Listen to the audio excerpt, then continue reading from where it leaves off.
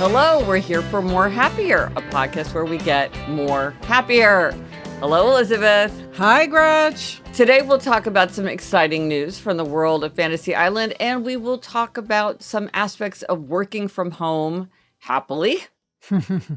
So, Gretch, before we dive in, anything to report? Well, first of all, I wanted to let you know I'm wearing my Salt t-shirt that you gave me for good luck. I feel like it's my good luck t-shirt. So it's Salt, my one-word theme. So if people are watching on YouTube, I just flashed it. Well, Gretchen, while we're talking about what we're wearing, if also people on YouTube, Adam gave me a smile necklace for my birthday. So it's a Tiffany smile. So you can, so it's fitting. Fun. Yes. Okay, let's both take pictures of it and we'll put it in the show notes. Okay. And I know you're wearing a collared shirt because that's what your costume designer told us to wear. But also, Elizabeth, I was thinking about this because from time to time we get emails from people who are like, I don't know if you know that it's not grammatical to say more happier, but it's not, and it really bugs me. And so we get that it's not grammatical. We find it funny. Yes. And in one sense, you can use it in a way that's not ungrammatical, which is you're getting more happier with Gretchen Rubin. So in that way. But as somebody pointed out, at the end, we say, oh, are you feeling more happier? There, it's clearly wrong. Yes. And Elizabeth, I think in the interest of respecting people who love good grammar, which of course we applaud people who love good grammar, we'll drop it. No. Like, we thought it was funny. Well, I don't know. If I know it's bugging people, I don't want to do it. What do you think? No, I disagree. I love it. You love it? Yes. I think they'll just feel better knowing that we know. Okay. That we know, we've acknowledged it. Or maybe I won't do it and you will. So we'll have a circuit split. Okay. I don't know. Because it is one of those things where sometimes the repetition is humor. And the more you do something, the funnier it gets. But then sometimes knowing that somebody is grimacing can make it less fun. So I don't know. Okay, well, we'll ponder. It's all noted. We will ponder. It's all noted. Okay, so but now we are aware that more happier is not grammatically correct. Yes. So everyone can breathe a sigh of relief. That's what we thought made it funny. Yeah. Okay, well, speaking of whether or not good grammar makes us happier, Elizabeth, what is making you more happier? Oh, there we go. What's something... It's all over this podcast. It's all over the place. Okay, we can't excise it. What is making me more happier, Gretchen, is that Sarah and I have finished the writing portion of season 2 of Fantasy Island. I'm talking about this every chance I get because it's just a huge deal in my life. Our main responsibility as showrunners is the scripts. I mean, that's the bulk of what keeps us up at night. And we handed in our last script. We're rewriting it now. And it's just the best feeling. It's like last day of school kind of feeling. Yes, we still have work to do, but it's nothing compared to having 13 scripts staring us in the face. This is always kind of mystifying to me because it seems like you still have this giant, huge, more than full-time job herding the cats and making all these decisions. But I guess it's just sort of the urgent grind is sort of lifted. Is that the difference? Here's the thing. The writing is what is on us. So other things are on other people and we give notes on them or we watch what they've done. Right. You weigh in. But the writing ultimately is on us and, of course, the other writers, but ultimately on us. Right. And others give us notes. You know what I mean? So it's just that thing where at the end of the day, it's our responsibility. And it takes an enormous amount of time. Part of it is also that it's like nothing can be done without that. It's sort of like you are the ultimate bottleneck. Yes. Because there's things that other people can be planning or working on. Yeah, here and there. And because of our grueling, crushing production schedule, we had to have the scripts done so fast that it was, we did not know if we could accomplish that goal. It was like, this is something, we're walking off a cliff here. We have no idea. Yeah. It's like those, when they do stunts, never before attempted. Yes. Yeah. So it's a relief to know that we got through it. And we're happy with the scripts, and it's just making me way more happier. This is reminding me when I was in high school and college and law school, actually, when I would have exams, I would make a pile on one side of all the materials that I had that were covered. So the textbooks, the handouts, the notebooks, everything. And then I had this ritual where every time I took an exam, I would move the material from one side to the other side. And so I would see one side shrinking and the other side growing. I still remember that feeling when everything had been moved into the other column. Yeah, and so you're now, it's not totally on the other pile, but it's significantly on the upper pile. Okay, good. So I am thrilled. Excellent. What's making you more happier? Okay, so this is like a Christmas miracle. So I love children's literature and young adult literature, and I love the novels of Noelle Streatfeild. And she is famous for what are called the Shoes books. So the most famous one is Ballet Shoes, which I probably read 20, 30 times in my life. There's theater shoes, dancing shoes, tennis shoes, family shoes. There's all these shoes books. They're all really fun. Yes. And there's sort of a certain quality to Noelle Streatfeild's writing where, like, if that's what you like, it's a lot of what you like. It's just like a very particular thing. And there's a kind of a certain coziness to it and a certain kind of way the characters relate to each other that I just find inexhaustibly pleasing. I knew she had written some adult books, and I had read one or two of them along the way, and I hadn't loved them in the same way. Like, they were perfectly fine, but I didn't love them. And then I realized, so by this weird train of events in my reading, which is often what happens to me. So I was looking for some book in the online catalog of my library, New York Society Library. And I noticed that Noelle Streatfeild had written a little partial biography of E. Nesbit, who, if you know your children's literature, is this towering figure in English literature for children's literature. Like, The Railway Children is my favorite of her books, but then she also wrote a book called Five Children in It that was sort of transformative. Anyway, so I was always really interested in E. Nesbit. I was like, oh my gosh, E. Nesbit and Noelle Streatfeild coming together in one book. I have to read it. So I read that book, and that got me thinking, like, okay. And in the back, it listed all these books by Noelle Streatfeild that I didn't know about. And there was one called A Vicarage Family. Well, I was like, that sounds like a great thing. But then I realized the whole title was A Vicarage Family, A Biography of Myself. And it turned out that Noelle Streatfeild had written a memoir of herself, but she wrote it in the third person. So everybody in it has their real name, and she appears in it with her real name, but it's as if it was written as a novel. So this is like, if you like the Shoes books, this is like the original Shoes books. But it's very complex because it's more, it's an adult memoir. And so it goes much more into sort of, not the dark side, it's not a dark book, but the complexity of family life and the complexity of how her parents dealt with her and her brothers and sisters. And anyway, and then I just been ripping through all these Noelle Streatfeild's novels for adults. And it's like, it's so rare that a person whose books you love, who's not writing right now and like publishing new books, that you find some trove in the past, because usually I would have already found that trove. Yes. And so I was just like, it's every couple weeks. It's like a gift from the past. It's a gift from the past. And it's like, how did I not know this? One time I literally had a dream that I found a new Mrs. Pigglewiggle book because I love Mrs. Pigglewiggle so much. I also love her. Betty McDonald's adult writing is excellent too. And again, I found that sort of later. So every couple of weeks, I like get one from the library, read it in a day because she's really quick. But it's just such a treat. And like you say, it's a gift from the past because I just didn't know that these things were there. And they've been waiting for me on the shelf all along. And so I'm so happy. I'm so glad you have that in your life, Gretch. That makes me happy. I know. You deserve a little treat. That's a nice treat for you. Yes. I was reading Parsons 9 on an airplane, and I was like, you know what? This is just what I wanted. Just the flavor I wanted to taste. All right. Well, coming up, Gretchen's going to ask me, how's that going for me? But first, this break. Okay, Alyssa, this is something I've been wanting to hear about. How's it going for you and for Sarah to have your team theme? I know you pick a team theme for every year, and I haven't heard you guys in Happier in Hollywood check in on your team theme. Okay. Well, Gretch, I will remind everybody, our team theme this year is What Would Dolly Do 2022? I love this because love Dolly Parton. Yes. I love a rhyming thing, you know, fluency heuristic. Things feel more powerful if they rhyme, if they're very easy to remember.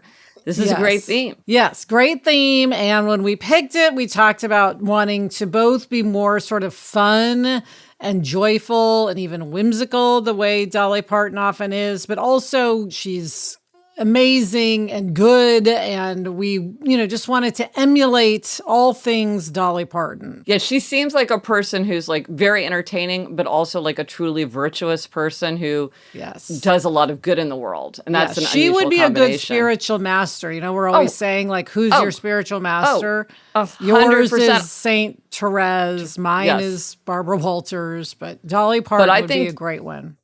She's a great spiritual. I think she is a spiritual master for many people because she is this wonderful combination of whimsy and delight, and then also like true virtue at work in the world. Yeah. Yeah. So anyway, as for how it's going, here's a very different question. Yes, here's what I'll say. I don't think it's going all that well in the sense of I don't think that we're remembering to ask ourselves what would Dolly do and then do what Dolly would do. Mm-hmm. I think we, as usual, we have a tendency to spiral and catastrophize and all of that, and we're still doing it.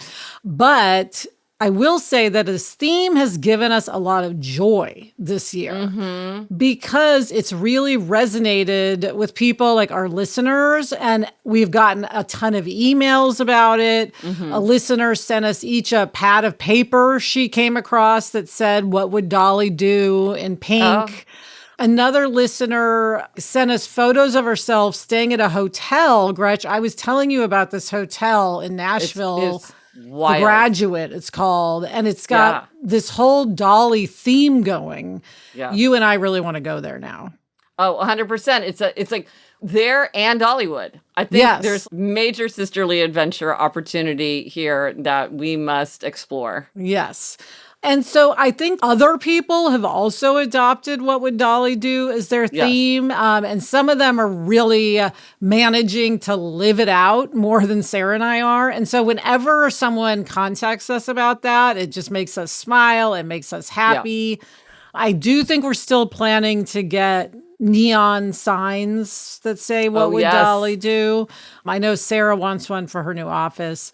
So like we are embracing it, but I don't know, maybe we're not as Dolly as we would like to be. You're not as There's evolved. Room for more Dolly here. Well, one of the things is sort of like, what is this quotation? I think it's like Emerson or so. It says something like, a man's aim should exceed his grasp, or what's a heaven for? Yes. Something like that. But sort of like, sometimes you set an aim knowing that you won't reach it, but it's just like by articulating it, maybe you get closer. I think so. And also, like, I don't know about you, but I love that people associate me with Saint Therese. Like, it gives me such like an uplifting feeling. It gives me such a transcendent joy whenever I just even think about her.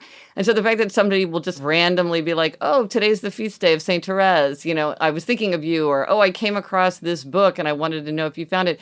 It just gives me a lift to be associated with her and to get these reminders at random throughout the days. And so maybe you feel the same way, where it's just kind of like anything that brings that element into your life. Yes. It's one thing to have a neon sign, which is I would love a neon sign of Saint Therese.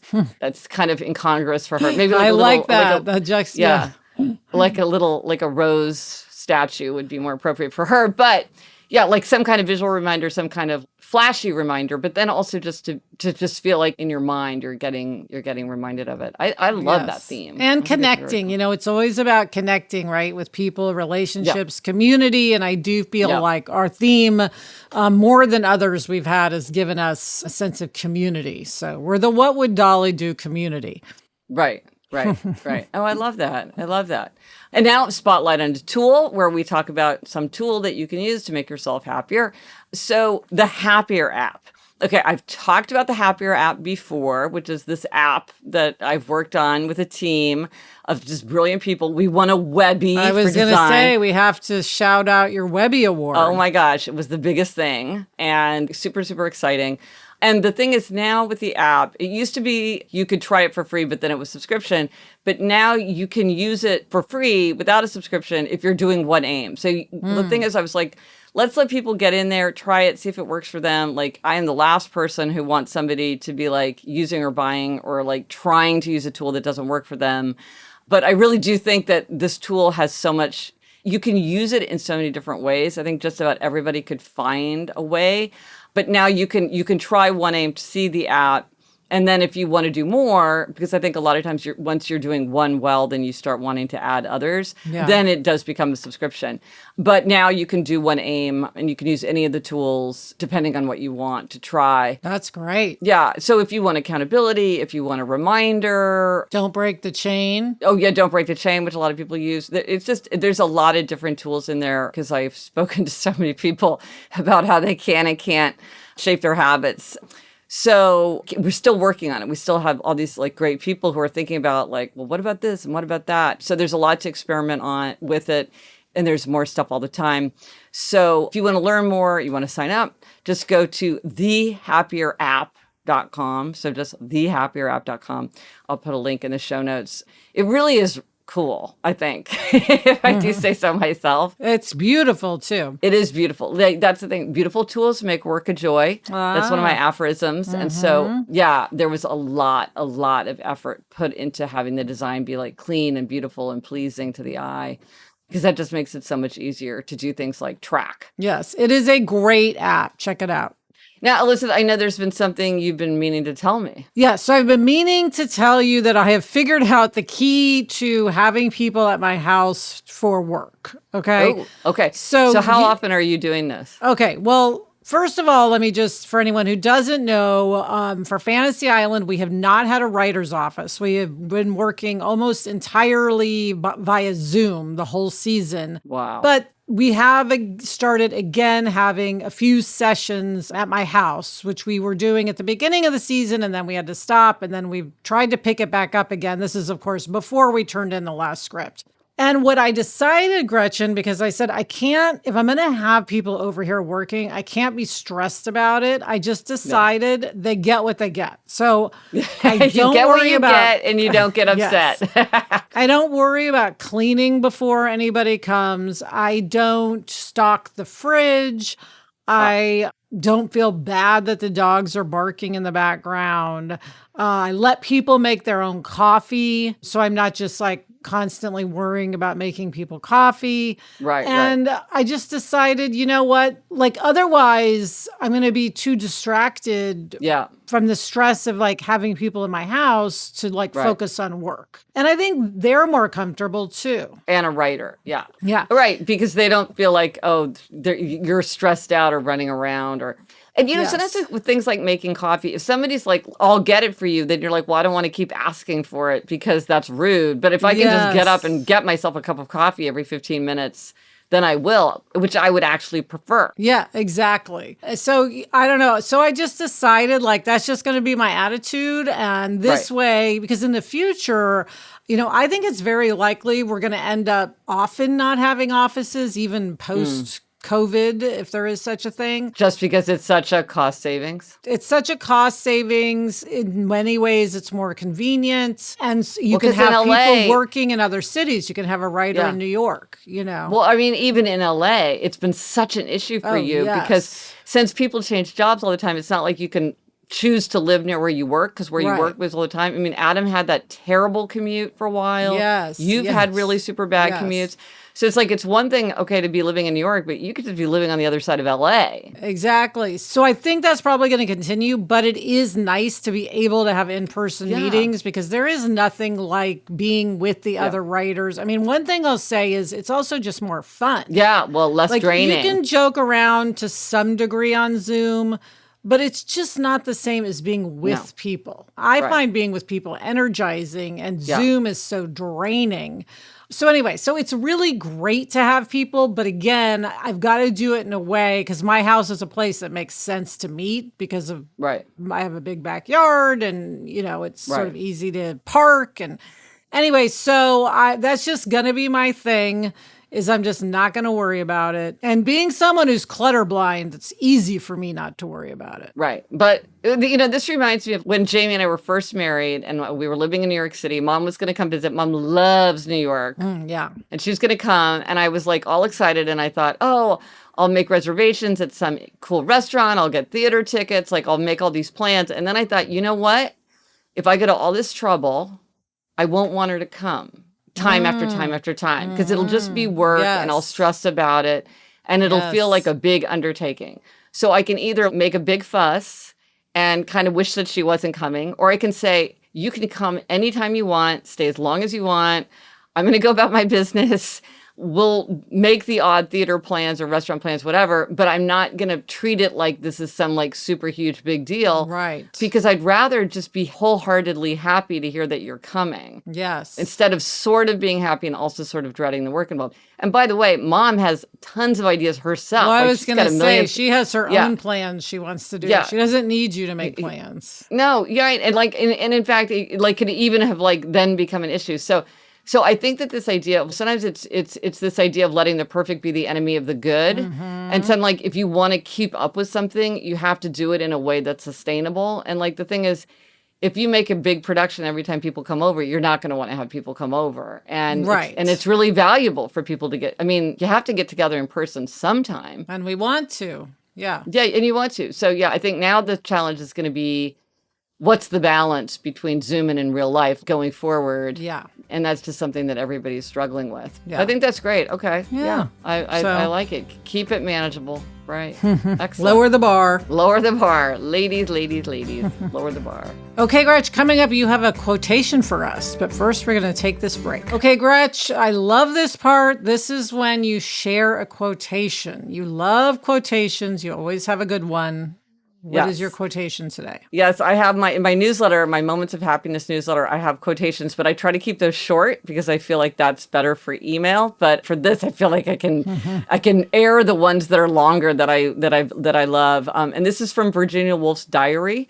She kept extensive diaries throughout her life, which are absolutely fascinating. So on January 4th, 1929, she wrote something that really resonates with me. She wrote, "Now, is life very solid or very shifting? I'm haunted by the two contradictions. This has gone on forever, will last forever, goes down to the bottom of the world, this moment I stand on. Also, it is transitory, flying, diaphanous. I shall pass like a cloud on the waves." Love that. Yeah. So, Elizabeth, are you feeling happier? More happier? Yes, I am feeling more happier, adamantly more happier. Thank you, and Chuck. I'm just feeling happier. Okay. I'm just feeling happier. Okay. Yeah. Thank you to Chuck. Get in touch. Gretchen's on Twitter at Gretchen Rubin, and I'm at Elizabeth Kraft. Our email address is podcast@GretchenRubin.com. And for everything related to this episode, links, photos, and more, go to happiercast.com. Bye, Gretch. Bye, Elizabeth. Remember, the best time to start a happiness project is 20 years ago. The second best time is now. So, Elizabeth, what do Nacho and Daisy think of all these people coming over to your house? What do they like it? Oh my gosh, they lose their minds. They are very enthusiastic. We are trying to train them not to jump on people because we've realized we have a jumping issue. Oh. So we're working on it. But yes, they love it. They like the company and the attention. Yeah. Yes. Thank you for watching this episode on YouTube. If you like the show, please subscribe. That really helps people find our show. From the Onward Project.